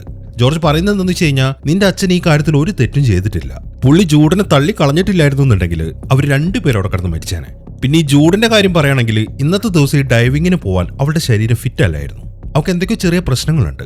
ഈ കാര്യം അറിയാവുന്നതുകൊണ്ട് ഞങ്ങൾ എല്ലാവരും അവളോട് പറഞ്ഞതാണ് ഇന്ന് നീ ഡൈവിങ്ങിന് പോകണ്ടാന്ന്. പക്ഷെ അതൊന്നും കേൾക്കാതെ അവളുടെ റിസ്കിലാണ് അവൾ ഈ ഡൈവിങ്ങിന് പോയത്. അപ്പൊ പിന്നെ അവിടെ വെച്ചിട്ട് അങ്ങനെ ഒരു പ്രശ്നം കൂടെ സംഭവിച്ചു കഴിഞ്ഞപ്പം പിന്നെ നിന്റെ അച്ഛൻ എന്ത് ചെയ്യാനാണ് എന്നൊക്കെയാണ് ജോർജ് ചോദിക്കുന്നത്. പക്ഷെ ജോർജ് അങ്ങനെയൊക്കെ പറഞ്ഞിട്ടും ജോഷ് അടങ്ങുന്നില്ല. ജൂഡിന്റെ മരണത്തിന്റെ ഉത്തരവാദി എന്റെ അച്ഛൻ തന്നെയാണ് എന്നാണ് അവനിങ്ങനെ പറയുന്നത്. അങ്ങനെ അവർ ഈ കാര്യങ്ങളൊക്കെ സംസാരിച്ചുകൊണ്ടിരിക്കുന്ന സമയത്താണ് ഫ്രാങ്ക് ഇപ്പൊ ജൂഡിന്റെ ബോഡിയും കൊണ്ട് അങ്ങോട്ട് വരുന്നത്. ജോഷ് അവിടെ കിടന്ന് ബേളം വെക്കുന്നൊക്കെ അയാളും കേട്ടിട്ടുണ്ട്. അയാൾ വല്ലാത്തൊരു മാനസികാവസ്ഥയിലാണ്. അയാൾക്ക് നല്ല ദേഷ്യമുണ്ട്. പക്ഷെ ഒരു മരണം നടന്ന സ്ഥിതിക്ക് അയാളൊന്നും പ്രതികരിക്കുന്നില്ല. അയാളിപ്പോൾ പറയുന്നത് എത്രയും പെട്ടെന്ന് കാര്യങ്ങളൊക്കെ പൂട്ടിക്കെട്ട്, എന്നിട്ട് നിങ്ങൾ വേഗം തന്നെ ഇവളുടെ ബോഡി എടുത്തിട്ട് മുകളിലേക്ക് പോകാൻ നോക്ക് എന്നാണ് ഫ്രാങ്ക് പറയുന്നത്. ഇതേ സമയം തന്നെ പുറം ലോകത്താണെങ്കിൽ ആ സ്റ്റോം ആരംഭിച്ചിട്ടുണ്ട്. അവിടെ ശക്തമായിട്ട് മിന്നലെടുത്തുകൊണ്ടിരിക്കുകയാണ്. ഉടനെ തന്നെ മഴ പെയ്യാൻ സാധ്യതയുണ്ട്. അതുകൊണ്ട് സർഫസ് ക്യാമ്പിലുള്ള ഒരാൾ വയർലെസ് എടുത്തിട്ട് ഫ്രാങ്കിനെ വിളിച്ചു. എന്നാൽ അയാൾക്ക് ആ കണക്ഷൻ കിട്ടുന്നില്ല. അതുകൊണ്ട് പുറം ലോകത്ത് ആ സ്റ്റോം ആരംഭിച്ചൊന്നും ഗുഹയിലുള്ള ആരും അറിഞ്ഞിട്ടില്ല. ഈ സമയം ഫ്രാങ്ക് ആണെങ്കിൽ ഫോർവേഡ് ക്യാമ്പിൽ ഇരുന്നിട്ട് സർഫസ് ക്യാമ്പിലേക്ക് വിളിക്കാൻ ശ്രമിക്കുന്നുണ്ട്. എന്നാൽ അയാൾക്കും ഒരു കണക്ഷൻ കിട്ടുന്നില്ല. അതുകൊണ്ട് അയാളും വല്ലാത്തൊരു നിരാശയിലാണ്. അങ്ങനെ സർഫസ് ക്യാമ്പിലേക്ക് ഒരു കണക്ഷൻ കിട്ടാത്തതുകൊണ്ട് ഫ്രാങ്ക് ഇപ്പോൾ ബാക്കിയുള്ളവരുടെ അടുത്ത് പറയുന്നത്, നിങ്ങളൊരു കാര്യം ചെയ്യ്, കുറച്ച് ആൾക്കാർ വേഗം സർഫസ് ക്യാമ്പിലേക്ക് വിട്ടോ, ഞങ്ങളും പരിപാടി അവസാനിപ്പിക്കുകയാണ്. എന്നിട്ട് ബാക്കിയുള്ളവരെ കൂട്ടി നിങ്ങൾ നാളെ ഇങ്ങോട്ട് തിരിച്ചു വരണം. എന്നിട്ട് ഇവിടെയുള്ള മുഴുവൻ കാര്യങ്ങൾ ക്ലിയർ ചെയ്യണം എന്നാണ് ഫ്രാങ്ക് പറയുന്നത്. ബാക്കി എല്ലാവരും അതിന് സമ്മതിക്കുകയും ചെയ്തു. അതിനെ തുടർന്ന് ഫ്രാങ്കും കാളും ഇപ്പൊ ആ ഗുഹയ്ക്ക് അകത്ത് തന്നെ നിന്നു. ബാക്കി എല്ലാവരും ഇപ്പൊ സർഫസ് ക്യാമ്പിലേക്ക് പോവാണ്. അങ്ങനെ സമയം രാത്രിയായി. നല്ല ശക്തമായിട്ടുള്ള മഴ പെയ്യുന്നുണ്ട്. മഴവെള്ളം മൊത്തം ഇപ്പൊ ആ ഗുഹയിലേക്ക് വന്ന് വീണുകൊണ്ടിരിക്കുകയാണ്. എന്നാൽ ഇതൊന്നും ഗുഹയിലുള്ള ആരും തന്നെ അറിഞ്ഞിട്ടില്ല. കാരണം മഴവെള്ളം അവരുടെ അടുത്തേക്ക് എത്താൻ കുറച്ച് സമയമെടുക്കും. ഇപ്പൊ പുറത്തേക്ക് പോകാൻ തുടങ്ങുന്നവര് അവിടുത്തെ ആ ഇടുങ്ങിയ വഴിയിലൂടെ മുന്നോട്ട് ഇങ്ങനെ നടന്നുകൊണ്ടിരിക്കുകയാണ്. ഈ സമയം ജോഷ് ആണെങ്കിൽ വല്ലാത്തൊരു ദേഷ്യത്തിലാണ്. അവന്റെ കഴുത്തിൽ കിടക്കുന്ന ഒരു ലോക്കറ്റ് ഉണ്ടല്ലോ, ആ ടോർച്ച് അടിക്കുന്നത്, ആ ദേഷ്യത്തിന്റെ പുറത്ത് അവനത് പൊട്ടിക്കാൻ തുടങ്ങി. എന്നാൽ ഈ സമയത്താണ് വേറൊരുത്തൻ അവരെ കയ്യിൽ പിടിക്കുന്നത്. അവനത് പൊട്ടിക്കുന്ന കണ്ടിട്ട് അയാൾ കയ്യിൽ പിടിച്ചതല്ല, പുറത്തു നിന്നും വലിയൊരു ശബ്ദം കേൾക്കുന്നുണ്ട്. ഇപ്പൊ ജോഷും ടീം അത് ശ്രദ്ധിച്ചു കഴിഞ്ഞപ്പം പുറത്ത് ആ സ്റ്റോം ആരംഭിച്ചിട്ടുണ്ട് എന്ന കാര്യം അവർക്ക് മനസ്സിലായി. ഇതേ സമയം തന്നെ ഫ്രാങ്ക് ആണെങ്കിൽ അവന്റെ കമ്പ്യൂട്ടർ മുമ്പിലിരിക്കുകയാണ്. അയാളിപ്പോ നേരത്തെ കണ്ടെത്തിയ ആ പുതിയ കേവ് സിസ്റ്റം ഉണ്ടല്ലോ, അതിന്റെ ആ വിഷ്വൽസ് ഒക്കെയാണ് ഫ്രാങ്ക് ഇപ്പൊ നോക്കിക്കൊണ്ടിരിക്കുന്നത്. അതിനിടയിൽ കാളു അയാളുടെ അടുത്തേക്ക് വന്നു. അതൊക്കെ ചെക്ക് ചെയ്തതിനു ശേഷം കാളു പറയുന്നത്, നീ പുതിയൊരു കേവ് സിസ്റ്റം കണ്ടെത്തിയ സ്ഥിതിക്ക് ഇനി അത് എക്സ്പ്ലോർ ചെയ്യാതെ നമ്മൾ തിരിച്ചു പോകണോ? നമുക്കൊരു കാര്യം ചെയ്യാം, നാളെ രാവിലെ തന്നെ അതെന്താണെന്ന് പോയിട്ട് എക്സ്പ്ലോർ ചെയ്യാം. പക്ഷെ വേറെ ആരും കൂട്ടണ്ട, നമ്മൾ രണ്ടുപേരും മാത്രം മതി എന്നാണ് കാളു പറയുന്നത്. അതേക്കുന്ന ഫ്രാങ്ക് ആണെങ്കിൽ അവനെ നോക്കി ജസ്റ്റ് ഒന്ന് ചിരിക്കുക മാത്രമേ ചെയ്യുന്നുള്ളൂ. ഈ സമയം തന്നെ ജോഷും ടീമും മുകളിലേക്ക് കയറാനുള്ള ഭാഗത്തേക്ക് എത്തി. അവിടെയാണ് അവർ റോപ്പ് ഇട്ടിരിക്കുന്നത്. ഈ സമയം അതിന്റെ അടുത്തായിട്ട് ഒരു വയർലെസ് സിസ്റ്റവും വെച്ചിട്ടുണ്ട്. ബാക്കിയുള്ളവർ അതിലെ കയറാൻ തുടങ്ങുമ്പോൾ ജോഷ് വേഗം നിന്നിട്ട് അവിടെ വെച്ചിരിക്കുന്ന ആ വയർലെസ് എടുത്തു. അവന്റെ ഭാഗ്യത്തിന് ഇപ്പൊ അവന് കണക്ഷൻ കിട്ടി. സർഫസ് ക്യാമ്പിൽ ഇരിക്കുന്നവൻ പറയുന്നത്, ഇവിടെ ആ സ്റ്റോം ആരംഭിച്ചു, അതിപ്പോ ഒരു സൈക്ലോൺ ആയിട്ട് മാറിക്കൊണ്ടിരിക്കുകയാണ്. നിങ്ങൾക്ക് ഒരിക്കലും അവിടെ സർവൈവ് ചെയ്യാൻ പറ്റത്തില്ല. അതുകൊണ്ട് എത്രയും പെട്ടെന്ന് ആ ഗുഹയിൽ നിന്ന് പുറത്തേക്ക് കടക്കുന്നതാണ് നല്ലത് എന്നാണ് അയാൾ പറയുന്നത്. അതെല്ലാം കേട്ട് ജോഷ് ആണെങ്കിൽ ശരിക്കും ഞെട്ടി നിൽക്കുകയാണ്. അവന്റെ ഇപ്പൊ ഏറ്റവും വലിയ ടെൻഷൻ അവന്റെ അച്ഛനും കാളുമാണ്. ഈ കാര്യങ്ങളൊന്നും അവർ അറിഞ്ഞിട്ടില്ല. മാത്രമല്ല അവരെ വിളിച്ചു പറയാൻ വയർലെസ്സിലാണെങ്കിൽ കണക്ഷനും കിട്ടുന്നില്ല. അങ്ങനെ ജോഷ് ബാക്കിയുള്ളവരുടെ അടുത്തേക്ക് എന്നിട്ട് കാര്യങ്ങളൊക്കെ പറഞ്ഞു. ഈ സമയം അവർ പറയുന്നത്, ഇനിയിപ്പം കാളിനെയും ഫ്രാങ്കിനെ കുറിച്ച് ചിന്തിച്ചിട്ട് ഇവിടെ നിന്നിട്ട് ഒരു കാര്യമില്ല, നമുക്ക് വേഗം ഇവിടെ നിന്ന് പുറത്ത് കടക്കാം, എന്നിട്ട് ഒരു റെസ്ക്യൂ ടീമുമായിട്ട് നാളെ ഇതിന്റെ അകത്തേക്ക് വരാം, അല്ലാതെ നമ്മുടെ മുമ്പിൽ മറ്റൊരു മാർഗവുമില്ല എന്നാണ് അയാൾ പറയുന്നത്. എന്നാൽ ജോഷ് അതിന് സമ്മതിക്കുന്നില്ല. നാളെ വരിക എന്നൊക്കെ പറയുമ്പോൾ ഒരുപാട് ലേറ്റ് ആയി പോകും, അതുകൊണ്ട് കാര്യങ്ങൾ എന്തെങ്കിലും ചെയ്യുന്നുണ്ടെങ്കിൽ അത് ഇപ്പൊ തന്നെ ചെയ്യണം എന്നാണ് ജോഷ് പറയുന്നത്. അങ്ങനെ അവർ ആ കാര്യങ്ങളൊക്കെ സംസാരിച്ചുകൊണ്ടിരിക്കുമ്പോഴാണ് അവർക്ക് മറ്റൊരു പണി കിട്ടുന്നത്. മുകളിൽ നിന്നും ശക്തമായിട്ട് വെള്ളം താഴേക്ക് വരാൻ തുടങ്ങി. അത് കാരണം അവർക്കിപ്പോൾ മുകളിലേക്ക് കയറാൻ പറ്റുന്നില്ല. അങ്ങനെ കുറെ നേരത്തെ കഷ്ടപ്പാടിന് ശേഷം രണ്ടുപേര് അതുവഴി മുകളിലേക്ക് പോയി. ബാക്കിയുള്ളവരെ കൊണ്ടത് പറ്റുന്നില്ല. അവരെല്ലാവരും ഇപ്പൊ ഫോർവേഡ് ക്യാമ്പിൽ ഫ്രാങ്കിന്റെയും കാളിന്റെ അടുത്തേക്ക് എത്തി. ഈ സമയമാകുമ്പോഴേക്കും അവരും കാര്യങ്ങളൊക്കെ അറിഞ്ഞിട്ടുണ്ട്. അവിടേക്കും നല്ല ശക്തമായിട്ട് വെള്ളം ഇരച്ചു കയറിക്കൊണ്ടിരിക്കുകയാണ്. ഇനിയിപ്പോൾ അവർക്ക് രക്ഷപ്പെടണം എന്നുണ്ടെങ്കിൽ പുതിയതായിട്ടുള്ള ഒരു വഴി അവർ കണ്ടെത്തിയേ പറ്റൂ. അതിനുള്ള ശ്രമങ്ങളാണ് ഫ്രാങ്കും ടീം ഇപ്പോൾ നടത്തിക്കൊണ്ടിരിക്കുന്നത്. അങ്ങനെ ഒരു റോപ്പ് സെറ്റ് ചെയ്തിട്ട് വിക്ടോറിയ ഇങ്ങനെ മുകളിലേക്ക് ഉയർത്തിക്കൊണ്ടിരിക്കുകയാണ്. അതിനിടയിൽ ശക്തമായിട്ട് വെള്ളം താഴേക്ക് ഒഴുകുന്നുണ്ട്. അതുകൊണ്ട് വളരെ കഷ്ടപ്പെട്ടാണ് അവൾ ഇപ്പോൾ മുകളിലേക്ക് കയറുന്നത്. അങ്ങനെ കുറെ നേരത്തെ കഷ്ടപ്പാടിന് ശേഷം ജോഷ് ഇപ്പം അവളെ മുകളിലേക്ക് വലിച്ചു കയറ്റി. എന്നാൽ ഈ സമയത്താണ് മറ്റൊരു കാര്യം സംഭവിക്കുന്നത്. അവർ ആ റോപ്പ് കണക്ട് ചെയ്തിരിക്കുന്ന ആ പാറക്കല്ല് ഇളകി. അതോടുകൂടെ വിക്ടോറിയയും ജോഷും അവിടെ നേരെ താഴേക്ക് വീഴാണ്. താഴെ വെള്ളത്തിലേക്കാണ് അവിടെ ചെന്ന് വീഴുന്നത്. ഭാഗ്യത്തിന് അവർക്ക് കുഴപ്പമൊന്നും പറ്റിയിട്ടില്ല. എന്നാൽ ഈ സമയം ലൂക്കോ എന്ന് പറയുന്നവൻ ആ ഇളകിയ പാറയുടെ അടുത്താണ് നിൽക്കുന്നത്. പെട്ടെന്ന് അവൻ കൈവിട്ട് താഴേക്ക് വീണു. എന്നാൽ അവൻ നേരെ വീണിരിക്കുന്നത് വെള്ളത്തിലേക്കല്ല, അവൻ നേരെ ഒരു പാറയുടെ മുകളിലേക്കാണ് വീഴുന്നത്. എന്നിട്ട് അവന്റെ മുഖം ആ പാറയിൽ ഇടിച്ചതിന് ശേഷമാണ് ആ വെള്ളത്തിലേക്ക് തെറിച്ചു വീഴുന്നത്. ഇതെല്ലാം ബാക്കിയുള്ളവരും കണ്ടു. ജോഷ് വേഗം അവനെ രക്ഷിക്കാൻ വേണ്ടി അവരെ പുറകെ പോവാണ്.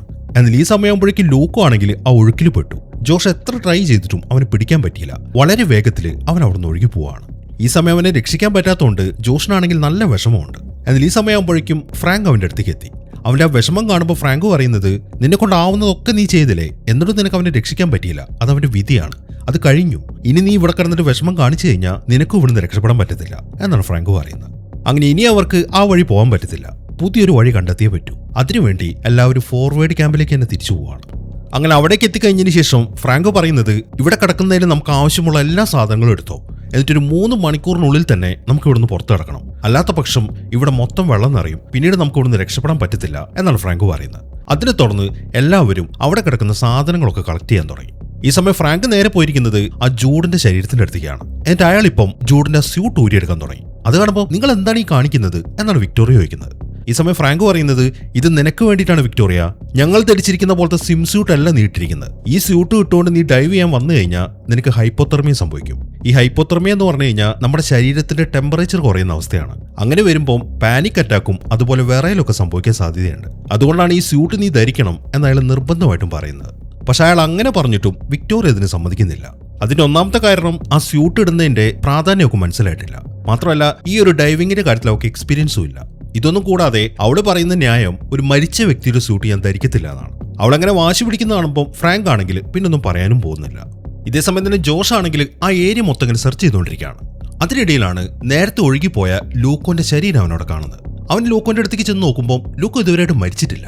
അതുകൊണ്ട് തന്നെ അവൻ ഉടനെ തന്നെ എല്ലാവരും അങ്ങോട്ട് വിളിച്ചു. അങ്ങനെ ഫ്രാങ്ക് വന്നിട്ട് ലൂക്കോനെ ചെക്ക് ചെയ്യുമ്പോൾ അവന്റെ മുഖത്തിന്റെ ഒരു ഭാഗം മൊത്തം തകർന്നിട്ടുണ്ട്. മാത്രമല്ല ശരീരത്തിലെ എല്ലുകളൊക്കെ പൊട്ടുകയും ചെയ്തിട്ടുണ്ട്. അതുകൊണ്ട് തന്നെ ഫ്രാങ്ക് ബാക്കിയുള്ളവരോട് പറയുന്നത് ഇവന് ഇനി നീന്താനൊന്നും പറ്റത്തില്ല, മാത്രമല്ല നമുക്ക് ഇവനെ രക്ഷിക്കാനും പറ്റത്തില്ല, ഇവനെ ഇതുപോലെ ഇവിടെ ഇട്ട് പോകാനും പറ്റത്തില്ല. അതുകൊണ്ട് നമുക്കിപ്പം ഇവനാകെ സഹായിക്കാൻ പറ്റുന്നത് ഒരേ ഒരു കാര്യത്തിലാണ്, എളുപ്പം ഇവനെ മരിക്കാൻ സമ്മതിക്കുക. ഇതല്ലാതെ നമ്മുടെ മുമ്പിൽ മറ്റൊരു വഴിയുമില്ല എന്നാണ് ഫ്രാങ്ക് പറയുന്നത്. ബാക്കി ആരും തന്നെ ആദ്യത്തിന് സമ്മതിക്കത്തില്ലെങ്കിലും ഫ്രാങ്ക് പറയുന്നതിൽ കാര്യമുണ്ട് എന്ന കാര്യം എല്ലാവർക്കും മനസ്സിലായി. അങ്ങനെ എല്ലാവരെയും അവിടെ നിന്ന് മാറ്റി നിർത്തിയതിനു ശേഷം ഫ്രാങ്ക് ഇപ്പോൾ ലൂക്കോനെ അവിടുത്തെ വെള്ളത്തിൽ മുക്കിക്കൊല്ലാണ്. അങ്ങനെ ആ പരിപാടിയൊക്കെ കഴിഞ്ഞതിന് ശേഷം ഫ്രാങ്ക് ഇപ്പോൾ ഒരു മീറ്റിംഗ് വിളിച്ചു. ആ മീറ്റിംഗിൽ അയാൾ പറയുന്നത് ഒരു പ്രത്യേക കാര്യമാണ്. അതായത് അവരിനിപ്പോൾ അതിന്റെ അടിയിലൂടെ നീന്താൻ പോവാണല്ലോ, ഏറ്റവും പുറകിലായിട്ട് വരേണ്ടത് വിക്ടോറിയയാണ്. അതിന് കാരണം ഒന്നാമത് അവൾക്ക് എക്സ്പീരിയൻസ് ഇല്ല, രണ്ടാമത് ആ സ്യൂട്ട് ധരിക്കാത്തതുകൊണ്ട് അവൾക്ക് ഹൈപ്പോതെർമിയ സംഭവിക്കാൻ സാധ്യതയുണ്ട്. അത് സംഭവിച്ചു കഴിഞ്ഞാൽ അവളുടെ പുറകിൽ വരുന്നവരുടെ ജീവനെ അത് ബാധിക്കും. ആ കാര്യം ഫ്രാങ്ക് പറയുമ്പോൾ അത് ശരിയാണ് എന്ന കാര്യം ബാക്കിയുള്ളവർക്ക് മനസ്സിലായി. അതുകൊണ്ട് എല്ലാവരും അതിന് സമ്മതിക്കുകയും ചെയ്തു. അങ്ങനെ പെട്ടെന്ന് തന്നെ അവരവിടെ നീന്താൻ തുടങ്ങി. അങ്ങനെ കുറെ നീന്തി ഒരു സ്ഥലത്ത് എത്തിക്കഴിയുമ്പോൾ അതൊരു ഇടുങ്ങിയ വഴിയാണ്. എല്ലാവരും അതിന്റെ അകത്തേക്ക് കയറി. അവർ പ്ലാൻ ചെയ്ത പോലെ തന്നെ ഏറ്റവും പുറകിലായിട്ട് വരുന്നത് വിക്ടോറിയയാണ്. എന്നാൽ ആ ഇടുങ്ങിയ വഴിയിലേക്ക് കയറി കഴിയുമ്പോഴാണ് അവർക്ക് ആ പ്രശ്നം സംഭവിക്കുന്നത്. വിക്ടോറിയ വല്ലാണ്ട് വരയ്ക്കാൻ തുടങ്ങി. മാത്രമല്ല ഓക്സിജൻ മാസ്ക് ധരിച്ചിട്ടുണ്ടെങ്കിലും അവർക്ക് ശ്വാസം കിട്ടുന്നില്ല. അവൾ വല്ലാണ്ട് പാനിക് ആയിക്കൊണ്ടിരിക്കുകയാണ്. ഈ സമയം തന്നെ ബാക്കി എല്ലാവരും ആ ഇടുങ്ങിയ വഴിയിൽ നിന്ന് അപ്പുറത്തെത്തി. അവരിങ്ങനെ അവിടെ വരിക്ക് നിന്നുകൊണ്ട് വിക്ടോറിയ വരുന്നു നോക്കിക്കൊണ്ടിരിക്കുകയാണ്. എന്നാൽ കുറച്ച് സമയമായിട്ടും അവളെ കാണുന്നില്ല. അതുകൊണ്ട് തന്നെ എന്തോ ഒരു പന്തികേട് തോന്നുന്ന ഫ്രാങ്ക് വേഗം അവൾ നിൽക്കുന്ന ഭാഗത്തേക്ക് ചെന്നു. എന്നാൽ ഈ സമയമാകുമ്പോഴേക്കും എങ്ങനെയോ വിക്ടോറിയ ഇടുങ്ങിയ വഴിയിൽ നിന്ന് പുറത്തേക്ക് വന്നു. അത് കാണുമ്പോഴാണ് അവർക്ക് എല്ലാവർക്കും ശരിക്കും ആശ്വാസമാവുന്നത്. അങ്ങനെ നീന്തലൊക്കെ തൽക്കാലത്തേക്ക് അവസാനിപ്പിച്ചിട്ട് അവരിപ്പം അവിടെ ഒരു കരയിൽ റെസ്റ്റ് ചെയ്യാണ്. ഈ സമയം വിക്ടോറിയ ആണെങ്കിൽ വല്ലാണ്ട് വരച്ചുകൊണ്ടിരിക്കുകയാണ്. അവരിപ്പം അവളുടെ ഡ്രസ്സൊക്കെ മാറ്റിയിട്ട് അവളെ ഒരു പുതപ്പൊക്കെ പൊതിപ്പിച്ചു. എന്നിട്ട് കാളിപ്പം അവളെ ഓരോന്നൊക്കെ പറഞ്ഞിങ്ങനെ ആശ്വസിപ്പിച്ചുകൊണ്ടിരിക്കുകയാണ്. എന്നാൽ ഈ സമയം വിക്ടോറിയ പറയുന്നത് നേരത്തെ ഫ്രാങ്ക് പറഞ്ഞതുപോലെ ആ സ്യൂട്ട് ധരിച്ചാൽ മതിയായിരുന്നു എന്നാണ്.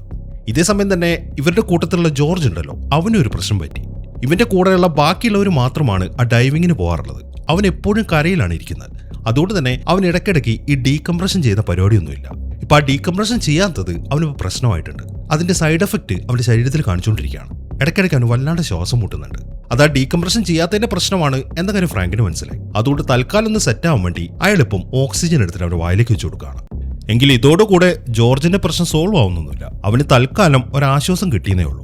അങ്ങനെ കുറെ സമയമായിട്ട് എല്ലാവരും അവിടെ റെസ്റ്റ് എടുക്കുകയാണ്. ഈ സമയം ജോഷ് നേരെ പോയിരിക്കുന്നത് അവന്റെ അച്ഛൻ്റെ അടുത്തേക്കാണ്. ഇനിയിപ്പം അവിടുന്ന് രക്ഷപ്പെടണം എന്നുണ്ടെങ്കിൽ ആകെ അവരുടെ പ്രതീക്ഷ അവന്റെ അച്ഛനാണ് എന്ന കാര്യം അവനറിയാം. മാത്രമല്ല ഇപ്പം ഉണ്ടായ ഈ പ്രശ്നത്തിനിടയിൽ അവന്റെ അച്ഛനുമായിട്ട് കുറച്ച് കടുക്കുകയും ചെയ്തിട്ടുണ്ട്. ഇപ്പൊ ജോഷ് അവന്റെ അടുത്തേക്ക് വന്നിരിക്കുമ്പോൾ ഫ്രാങ്ക് അവന് കൊടുക്കുന്നത് ഒരു ഉപദേശമാണ്. നമ്മുടെ ഇനിയുള്ള യാത്രയിൽ നമുക്ക് ആർക്കും എന്ത് വേണമെങ്കിലും സംഭവിക്കാം, പല പ്രശ്നങ്ങളും ഉണ്ടാവും. പക്ഷെ ഒരിക്കലും തോറ്റു കൊടുക്കത്തില്ല എന്നൊരു മനസ്സുണ്ടാവണം. എങ്കിൽ മാത്രമേ നമുക്ക് ഇവിടുന്ന് രക്ഷപ്പെടാൻ പറ്റത്തുള്ളൂ എന്നൊരു ഉപദേശമാണ് ഫ്രാങ്ക് അവന്റെ മകന് കൊടുക്കുന്നത്. അങ്ങനെ ആ റെസ്റ്റ് എടുക്കലും കാര്യങ്ങളൊക്കെ കഴിഞ്ഞിട്ട് അവരിപ്പോൾ അവിടെ നടക്കാൻ തുടങ്ങി. കാരണം വളരെ കുറച്ച് സമയം മാത്രമേ ഇനി അവരുടെ മുമ്പിലുള്ളൂ. അങ്ങനെ കുറെ പോയി ഒരു സ്ഥലത്തെത്തുമ്പോഴാണ് ജോർജ് വല്ലാണ്ട് ചുമക്കുന്നത്. അയാൾക്കിപ്പോൾ തീരെ വയ്യ. അതുകൊണ്ട് തന്നെ അയാൾ അവിടേക്ക് ഇരുന്നു. ഈ സമയം ജോഷ് അവിടെ നിൽക്കുന്നുണ്ട്. ഇപ്പൊ ജോർജ് ജോഷിന്റെ അടുത്ത് പറയുന്നത്, നീ എന്നെ നോക്കി നിൽക്കണ്ട, എനിക്ക് കുഴപ്പമൊന്നുമില്ല, കുറച്ച് സമയം റെസ്റ്റ് എടുത്ത് ശരിയാവും, നീ ഇപ്പൊ ബാക്കിയുള്ളവരുടെ അടുത്തേക്ക് ചെല്ല്, ഞാൻ നിന്റെ പുറകെ തന്നെ വന്നോളാം എന്ന് പറഞ്ഞിട്ട് ജോർജ് അവനവിടുന്ന് പറഞ്ഞു വിടുകയാണ്. അങ്ങനെ അവനവിടുന്ന് പോയി കഴിയുമ്പോൾ ജോർജ് പിന്നെയും വല്ലാണ്ട് ചുമച്ചു. അയാൾ നോക്കുമ്പോൾ അയാളുടെ വായിൽ നിന്ന് ചോര വരുന്നുണ്ട്. അതിൽ നിന്നും പണി കിട്ടി എന്ന കാര്യം ജോർജിന് മനസ്സിലായി. ഈ സമയം തന്നെ ഫ്രാങ്കും കൂട്ടരും വേറൊരു ഭാഗത്താണ് നിൽക്കുന്നത്. ഇപ്പൊ ജോഷ് അങ്ങോട്ട് ഒറ്റയ്ക്ക് വരുന്നത് കാണുമ്പോൾ ജോർജ് എവിടെ എന്നാണ് ഫ്രാങ്ക് ചോദിക്കുന്നത്. അതേക്കുന്ന ജോഷ് കാര്യങ്ങൾ പറഞ്ഞു. അതിൽ നിന്ന് എന്തോ പന്തികേട് തോന്നുന്ന ഫ്രാങ്ക് ഇപ്പൊ ജോർജിനെ അന്വേഷിച്ചു പോവാണ്. എന്നാൽ അവിടെയൊക്കെ സെർച്ച് ചെയ്തിട്ടും ജോർജിനെ അവിടെ കാണുന്നില്ല. ഫ്രാങ്ക് ആണെങ്കിൽ ഇപ്പൊ അങ്ങനെ ഉറക്കെ വിളിക്കുന്നുണ്ട്. പക്ഷെ എവിടെ നിന്നും ജോർജിന് ഒരു മറുപടിയും കിട്ടുന്നില്ല. എന്നാൽ ഈ സമയം തന്നെ ഫ്രാങ്ക് വിളിക്കുന്നൊക്കെ ഈ ജോർജ് കേൾക്കുന്നുണ്ട്. പക്ഷെ അവൻ അതിന് മറുപടി കൊടുക്കാതെ ഒരു സ്ഥലത്ത് മറിഞ്ഞിരിക്കുകയാണ്. അതിന്റെ കാരണം മറ്റൊന്നുമല്ല, അവന് ഇനി മുന്നോട്ട് പോകാൻ പറ്റത്തില്ല എന്ന കാര്യം അവന് മനസ്സിലായിട്ടുണ്ട്. താനിപ്പോ ഇനി അവരുടെ കൂടെ പോയി കഴിഞ്ഞാൽ ജോർജ് ഇപ്പൊ അവർക്കൊരു ബാധ്യതയാവും. ആ കാര്യം അവന് മനസ്സിലായതുകൊണ്ട് ജോർജ് ഇപ്പൊ സ്വയം മാറി നിന്നാണ്. അങ്ങനെ ജോർജ് ഇപ്പൊ മിസ്സായത് എല്ലാവരും അറിഞ്ഞു. എല്ലാവരും ഭയങ്കര സങ്കടത്തിലാണ്. അവൻ മനഃപൂർവ്വം അങ്ങനെ ചെയ്തതാണ് എന്ന കാര്യം എല്ലാവർക്കും മനസ്സിലായി. പക്ഷെ അധികം സമയം സങ്കടപ്പെട്ടിരിക്കാൻ പറ്റത്തില്ലല്ലോ. അവർക്കിനി മുന്നോട്ട് പോയേ പറ്റൂ. അതുകൊണ്ട് അവരിപ്പോ മുന്നോട്ട് നടക്കാൻ തുടങ്ങി. അങ്ങനെ കുറെ പോയി ഒരു ഇടുങ്ങിയ വഴിയിലൂടെ ഫ്രാങ്ക് ഇപ്പൊ അപ്പുറത്തേക്ക് എത്തി. അയാൾ നോക്കുമ്പോൾ അയാളിപ്പം വലിയൊരു പാറയുടെ മുകളിലാണ്. താഴെയായിട്ട് ഒരു കിണറ് പോലെ കടൽ വെള്ളം കാണുന്നുണ്ട്. അതിങ്ങനെ തിളച്ചു മറിഞ്ഞുകൊണ്ടിരിക്കുകയാണ്. അതിലേക്ക് വീണ് കഴിഞ്ഞാൽ പിന്നെ ആളെ കിട്ടത്തില്ല. അതിന്റെ അപ്പുറത്തേക്ക് അവർക്ക് കിടക്കുകയും വേണം. അതിന് ഇനി റോപ്പ് ഇടുക എന്നല്ലാതെ അവരുടെ മുമ്പിൽ മറ്റൊരു മാർഗ്ഗമില്ല. ആ കാര്യം ഫ്രാങ്ക് ഇപ്പം ബാക്കി എല്ലാവരുടെ അടുത്തും പറഞ്ഞു. എന്നിട്ട് ഞാൻ ആ റോപ്പ് ഇടാൻ പോവാണ് എന്നാണ് ഫ്രാങ്ക് പറയുന്നത്. എന്നാൽ കാള് പറയുന്നത്, വേണ്ട ഫ്രാങ്ക്, ഈ കാര്യം നിങ്ങൾ ചെയ്യേണ്ട.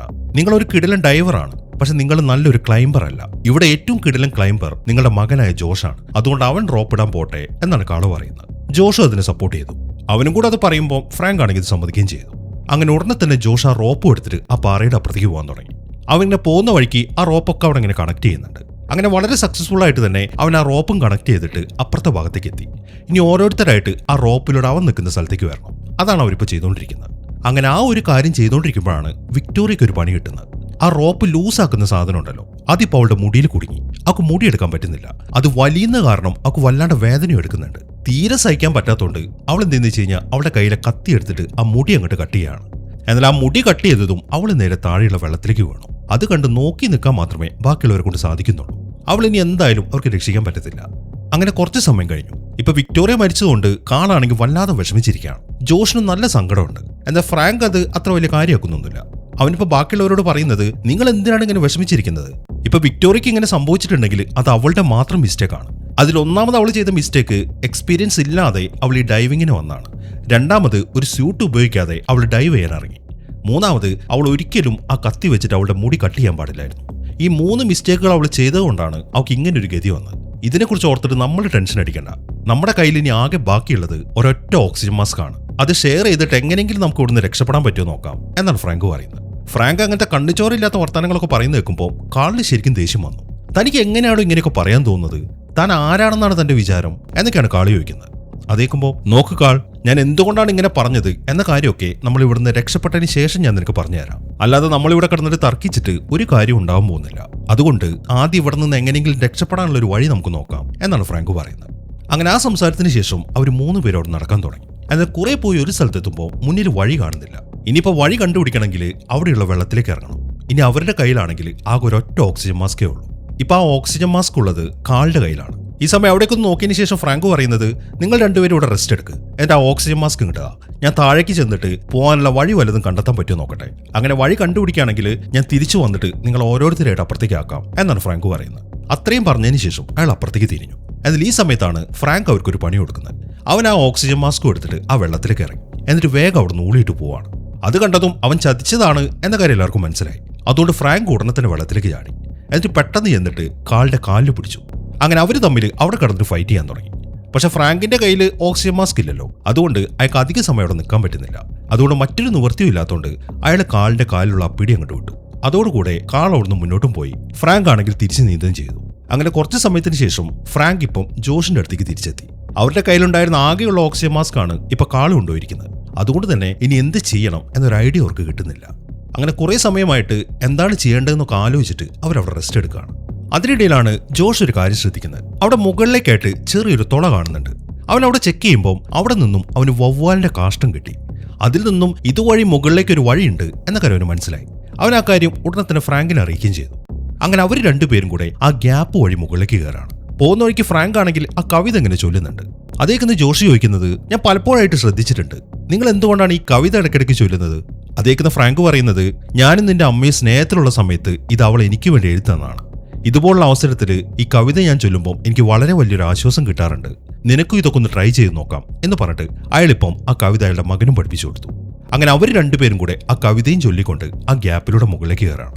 അങ്ങനെ കുറെ പോയൊരു സ്ഥലത്തെത്തുമ്പോഴേക്കും അവരുടെ ടോർച്ചിന്റെ ചാർജ് ഒക്കെ തീർന്നു. ഇപ്പൊ ഫ്രാങ്കിന്റെ കയ്യിലൊരു വാച്ച് ഉണ്ട്. അതിന്റെ ലൈറ്റിലാണ് അവരിപ്പോൾ മുന്നോട്ട് പോകുന്നത്. അങ്ങനെ കുറെ പോയി ഒരു സ്ഥലത്തേക്ക് എത്തുമ്പോൾ അവരെ അത്ഭുതപ്പെടുന്ന കാഴ്ച കണ്ടു. അത് പുറം ലോകത്തേക്കുള്ള വലിയൊരു ഓപ്പണിംഗ് ആയിരുന്നു. അതുവഴിയാണ് ഈ വവ്വാലുകൾ അകത്തേക്ക് വരുന്നത്. അവർ വേഗം തന്നെ ആ ഭാഗത്തേക്ക് ചെന്നു. ഈ സമയം അവരവിടെ സെർച്ച് ചെയ്യുമ്പോൾ അവിടെ വലിയൊരു ടാങ്ക് കിടക്കുന്നുണ്ട്. അത് അവർ പരിശോധിച്ച് കഴിയുമ്പോൾ 2ാം ലോകമായുധ കാലത്ത് ജപ്പാൻകാർ ഉപയോഗിച്ചിരുന്ന ടാങ്കാണത് എന്ന കാര്യം അവർക്ക് മനസ്സിലായി. അങ്ങനെ വേഗം തന്നെ അവർ ആ ടാങ്ക് ചെക്ക് ചെയ്യാൻ തുടങ്ങി. അതിൽ നിന്നും അവർക്ക് കുറച്ച് ഫ്യൂവലൊക്കെ കിട്ടി. അത് ഉപയോഗിച്ചിട്ട് അവരിപ്പം 2 വിളക്കുകളും ഉണ്ടാക്കി. എന്തായാലും ഇതുവഴി അവർക്ക് മുകളിലേക്ക് പോകാൻ പറ്റത്തില്ല, കാരണം നല്ല ഉയരത്തിലാണത്. അവർക്കിനി മറ്റൊരു വഴി കണ്ടെത്തേണ്ടിയിരിക്കുന്നു. അങ്ങനെ ആ പരിശോധനയിലാണ് അതിലെ ഒഴുകുന്ന നദി അവർ കാണുന്നത്. ആ നദി നേരെ പോകുന്നത് ആ ഗുഹയുടെ അപ്പുറത്തുള്ള കടലിലേക്കാണ്. അപ്പൊ ആ വെള്ളം പോകുന്ന വഴിയെ പോയാൽ മതി എന്ന കാര്യം അവർക്ക് മനസ്സിലായി. അങ്ങനെ ആ കാര്യങ്ങളൊക്കെ അവിടെ പരിശോധിച്ചുകൊണ്ടിരിക്കുമ്പോഴാണ് അവരവിടെ ഒരു ഓക്സിജൻ ടാങ്കും കാര്യങ്ങളൊക്കെ കാണുന്നത്. അത് ചെക്ക് ചെയ്തതിൽ നിന്നും അത് നേരത്തെ കാൾ ഉപയോഗിച്ചതാണ് എന്ന കാര്യം അവർക്ക് മനസ്സിലായി. ഇപ്പൊ ആ ടാങ്കൊക്കെ കാലിയായിട്ടുണ്ട്. അങ്ങനെ അതും നോക്കിക്കൊണ്ട് മുന്നോട്ട് നടക്കുമ്പോഴാണ് കാളിപ്പോൾ അവരുടെ അടുത്തേക്ക് വരുന്നത്. കാളിനിപ്പോൾ നന്നായിട്ട് വിശക്കുന്നുണ്ട്. അതുകൊണ്ട് തന്നെ അവൻ വന്ന ഉടനെ തന്നെ ചോദിക്കുന്നത് ഭക്ഷണം ഉണ്ടോ എന്നാണ്. അവരാണെങ്കിൽ അവന് ഭക്ഷണം കൊടുക്കുകയും ചെയ്തു. ഈ സമയം കാളാണെങ്കിൽ അവനിങ്ങനെ ന്യായീകരിച്ചുകൊണ്ടിരിക്കുകയാണ്. അതായത്, ഞാൻ നിങ്ങളെ രക്ഷിക്കാൻ വേണ്ടി നിങ്ങളുടെ അടുത്തേക്ക് തന്നെ വരുമായിരുന്നു, അതിനിടയിൽ എന്റെ ഓക്സിജൻ തീർന്നു പോയതാന്നൊക്കെ പറഞ്ഞിട്ട്. എന്നാൽ അവൻ പറയുന്നത് കളവാണ് എന്ന കാര്യം അവർക്ക് മനസ്സിലായി. കാരണം അവരവിടെ പരിശോധിക്കുമ്പോൾ വിക്ടോറിയയുടെ ബോഡി അവിടെ കിടക്കുന്നുണ്ട്. അപ്പൊ അവൻ ആ ബോഡിയുമായിട്ട് അവിടുന്ന് പോകാൻ തുടങ്ങായിരുന്നു എന്ന കാര്യം അവർക്ക് മനസ്സിലായി. അതുകൊണ്ട് തന്നെ ഇവൻ ഇനി പറയുന്ന കാര്യങ്ങളൊന്നും വിശ്വസിക്കേണ്ട കാര്യമില്ല എന്ന കാര്യം ഫ്രാങ്കിനും അറിയാം. അതുകൊണ്ട് ഫ്രാങ്ക് ഇപ്പൊ ജോഷിനോട് പറയുന്നത്, നീ പാവം പറയുന്നൊന്നും നോക്കാൻ നിൽക്കണ്ട, അവൻ എന്താന്ന് വെച്ചാൽ കാണിച്ചോട്ടെ, നീ വരുന്നെങ്കിൽ വാന്നും പറഞ്ഞിട്ട് ഫ്രാങ്ക് അവിടുന്ന് മുന്നോട്ട് നടക്കുകയാണ്.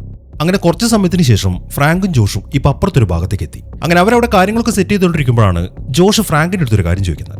അല്ലെ, നമ്മൾ കാളിനെങ്ങനെ ഉപേക്ഷിച്ചിട്ട് പോകേണ്ട കാര്യമുണ്ടോ, നമുക്ക് അവനെ രക്ഷപ്പെടുത്തിക്കൂടെ എന്നാണ് അവന്റെ ചോദ്യം. അതേക്കുമ്പോൾ ഞാൻ അവനെങ്ങനെ ഉപേക്ഷിച്ചിട്ട് പോകും എന്ന് നിനക്ക് തോന്നുന്നുണ്ടോ, നീ ഇവിടെ നിൽക്ക്, ഞാൻ അവനെ വിളിച്ചോണ്ട് വരാം എന്നും പറഞ്ഞിട്ട് ഫ്രാങ്ക് അങ്ങോട്ട് തിരിയാണ്. എന്നാൽ പെട്ടെന്നാണ് കാള് വന്നിട്ട് ഫ്രാങ്കിനെ അറ്റാക്ക് ചെയ്യുന്നത്. ഫ്രാങ്കിന് മനസ്സിൽ തോന്നിയ വിഷമമൊന്നും ഈ കാളിനില്ല. അവൻ അയാളെ വല്ലാണ്ട് ഇടിച്ചുകൊണ്ടിരിക്കുകയാണ്. അങ്ങനെ ആ ഫൈറ്റിന്റെ ഇടയിൽ ഫ്രാങ്കിന്റെ പുറത്തേക്ക് ഒരു സാധനം തുളച്ചു കയറി. അതോടുകൂടെ ഫ്രാങ്കിന് ഇപ്പോൾ അവിടെ അനങ്ങാൻ പറ്റുന്നില്ല. അത് കാണുന്ന ജോഷ് എന്ത് ചെയ്യുന്ന വെച്ച് കഴിഞ്ഞാൽ പെട്ടെന്ന് തന്നെ കാളിന്റെ അടുത്തേക്ക് വന്നിട്ട് അവനെ പിടിച്ചിടിക്കാൻ തുടങ്ങി. അങ്ങനെ കുറെ നേരത്തെ ഫൈറ്റിന് ശേഷം കാളിനെ ഇടിച്ചിട്ടിട്ട് ജോഷ് ഇപ്പോൾ അവന്റെ അച്ഛൻ്റെ അടുത്തേക്ക് എത്തി. എന്നാൽ അയാൾക്കാണെങ്കിൽ ഇപ്പൊ അനങ്ങാൻ പറ്റാത്ത അവസ്ഥയാണ്. അയാളുടെ പുറത്തായിട്ട് എന്തോ ഒരു കാര്യം തുളച്ചു കയറിയിട്ടുണ്ട്. ഇതും കൂടെ കാണുമ്പോൾ ജോഷിന് വല്ലാത്തൊരു ദേഷ്യമാണ് വരുന്നത്. ഈ സമയം ഇതെല്ലാം കാളും കാണുന്നുണ്ട്. അവനിപ്പോ പറയുന്നത് എന്താണെന്ന് വെച്ച് കഴിഞ്ഞാൽ, നിന്റെ അച്ഛൻ കാരണമാണ് എന്റെ വിക്ടോറിയ മരിച്ചത്, ലൂക്കോ മരിക്കാൻ കാരണം ഇയാൾ തന്നെയാണ്, അതുകൊണ്ട് ഇയാൾ ഇത് അനുഭവിച്ചേ തീരൂ എന്നാണ് കാള് പറയുന്നത്. അതേക്കുമ്പോൾ താൻ എന്തറിഞ്ഞിട്ടാണോ ഈ സംസാരിക്കുന്നത്, നമ്മളിപ്പോൾ ഇവിടെ ജീവനോടെ നിൽക്കുന്നുണ്ടെങ്കിൽ തന്നെ, ഇവിടം വരെ എത്തിയിട്ടുണ്ടെങ്കിൽ തന്നെ അതിന്റെ കാരണം എന്റെ അച്ഛനാണ് എന്നാണ് ജോഷു പറയുന്നത്. അവൻ അത് പറഞ്ഞു കഴിയുമ്പോൾ കാൾ അവിടെ നിന്നിട്ട് വല്ലാണ്ട് കരയാൻ തുടങ്ങി. എന്നിട്ട് ഒന്നും മിണ്ടാതെ അവിടുത്തെ വെള്ളത്തിലേക്ക് ഇടിച്ച് ചാടുകയാണ്. അങ്ങനെ കാൾ അവിടെ നിന്ന് പോയി കഴിയുമ്പോൾ ജോഷിപ്പം പിന്നെ ഫ്രാങ്കിന്റെ അടുത്തേക്ക് വന്നു. അയാൾക്കിപ്പോൾ തീരെ വയ്യാത്ത അവസ്ഥയാണല്ലോ. ഫ്രാങ്ക് ഇപ്പൊ ജോഷിനോട് പറയുന്നത്, എനിക്ക് എന്തായാലും നിന്റെ കൂടെ വരാൻ പറ്റത്തില്ല, പിന്നെ നീ എന്നെ ഇതുപോലെ വിടറിട്ട് പോകരുത്, എന്റെ കാര്യങ്ങളൊക്കെ ഒന്ന് എളുപ്പമാക്കിത്താ എന്നാണ് ഫ്രാങ്ക് പറയുന്നത്. അയാൾ ഉദ്ദേശിച്ചത് അയാളെ ഒന്ന് കൊന്നു കളയാൻ വേണ്ടിയിട്ടാണ്. അവന്റെ അച്ഛൻ തന്നെ അങ്ങനെ പറയുമ്പോൾ അത് തന്നെയാണ് നല്ലത് എന്ന കാര്യം ജോഷിനും മനസ്സിലായി. അതുകൊണ്ട് തന്നെ അവൻ അവന്റെ അച്ഛനെ ആ വെള്ളത്തിൽ മുക്കിക്കൊല്ലാണ്. അങ്ങനെ അവന്റെ അച്ഛൻ ഈസി ആയിട്ടുള്ള ഒരു മരണം കൊടുത്തതിന് ശേഷം അവിടെ ഉണ്ടായിരുന്ന ഒരു ചെറിയ ഓക്സിജൻ സിലിണ്ടർ എടുത്തിട്ട് ജോഷ് ഇപ്പം ആ വെള്ളത്തിലൂടെ നീന്താൻ തുടങ്ങി. ആ സിലിണ്ടറിലാണെങ്കിൽ വളരെ കുറച്ച് ഗ്യാസേ ഉള്ളൂ. അത് വെച്ചിട്ട് അഡ്ജസ്റ്റ് ചെയ്തിട്ടാണ് അവനിപ്പോൾ മുന്നോട്ട് നീന്തുന്നത്. പോകുന്ന വഴിക്ക് അവന്റെ അച്ഛൻ പഠിപ്പിച്ചു കൊടുത്ത കവിത ചൊല്ലാനോ മറക്കുന്നില്ല. അത് കാരണം അവന് വല്ലാത്തൊരു ആശ്വാസം കിട്ടുന്നുണ്ട്. അങ്ങനെ കുറെ നീന്തി ഒരു സ്ഥലത്തെത്തുമ്പോഴാണ് അവൻ കാളിനെ വീണ്ടും കാണുന്നത്. എന്നാൽ ഈ സമയമാകുമ്പോഴേക്കും കാളിന്റെ പണി തീർന്നിട്ടുണ്ട്. അങ്ങനെ അയാളെ ഒന്ന് നോക്കിയതിനു ശേഷം അവൻ പിന്നെയും മുന്നോട്ട് നീന്താൻ തുടങ്ങി. എന്നാൽ കുറെ പോയി ഒരു സ്ഥലത്തെത്തുമ്പോഴാണ് അവന്റെ കയ്യിലുള്ള പ്രകാശം കെട്ടുപോകുന്നത്. എന്നാൽ അത് കെട്ടുപോയി കഴിഞ്ഞപ്പോൾ അവൻ അവന്റെ കഴുത്തിലെ ആ ലോക്കറ്റിനെ കുറിച്ച് ഓർത്തു. അവൻ ഉടനെ തന്നെ അതും കത്തിച്ചുകൊണ്ട് മുന്നോട്ട് നീന്താൻ തുടങ്ങി. എന്നാൽ പിന്നെയും കുറച്ചുകൂടെ മുന്നിലേക്ക് എത്തിക്കഴിയുമ്പോഴാണ് അവൻ അടുത്ത പണി കിട്ടുന്നത്. അവന്റെ കയ്യിലുണ്ടായിരുന്ന ആ സിലിണ്ടറിന്റെ അകത്ത് ഓക്സിജനും തീർന്നുപോയി. ഇനിയിപ്പോൾ എന്ത് ചെയ്യണമെന്ന് അറിയാതെ അവൻ അവിടുത്തെ ആ വെള്ളത്തിൽ ഇങ്ങനെ കിടക്കുകയാണ്. എന്നാൽ കുറച്ച് സമയം കഴിയുമ്പോഴാണ് ഒരു പ്രകാശം അതിൽ വരുന്നത്. അതിൽ നിന്നും പുറം ലോകം വളരെ അടുത്താണ് എന്ന കാര്യം അവന് മനസ്സിലായി. അങ്ങനെ പെട്ടെന്ന് തന്നെ അവൻ മുകളിലേക്ക് നീന്താൻ തുടങ്ങി. കുറച്ച് സമയം നീന്തി കഴിയുമ്പോൾ അവൻ കടലിന്റെ ഉപരിതലത്തിലേക്ക് എത്തി. അങ്ങനെ വേഗം തന്നെ അവൻ ആ വെള്ളത്തിൽ നിന്നും അവിടുത്തെ കരയിലേക്ക് കയറാണ്. ഈ സമയം 2-3 ആൾക്കാർ അവിടെ മീൻ പിടിച്ചുകൊണ്ട് നിൽക്കുന്നുണ്ട്. ഇപ്പൊ അവനങ്ങോട്ട് വരുന്ന കാണുമ്പോൾ അവനെ രക്ഷിക്കാൻ വേണ്ടി അവരെല്ലാവരും കൂടെ അവന്റെ അടുത്തേക്ക് ഓടി വരികയാണ്. ഈ ഒരു സീനും കാണിച്ചിട്ടാണ് ഈ സിനിമ അവസാനിക്കുന്നത്. അപ്പൊ എങ്ങനെ ഉണ്ടായിരുന്നു? എന്താണെങ്കിലും നിങ്ങളുടെ അഭിപ്രായങ്ങൾ എഴുതി അറിയിക്കാൻ മറക്കരുത്. പിന്നെ ഹൈപ്പ് ചെയ്യാനും മറക്കരുത്. അപ്പൊ പുതിയൊരു കിടന്ന സിനിമയുമായിട്ട് നമുക്ക് അടുത്ത വീഡിയോയിൽ കാണാം.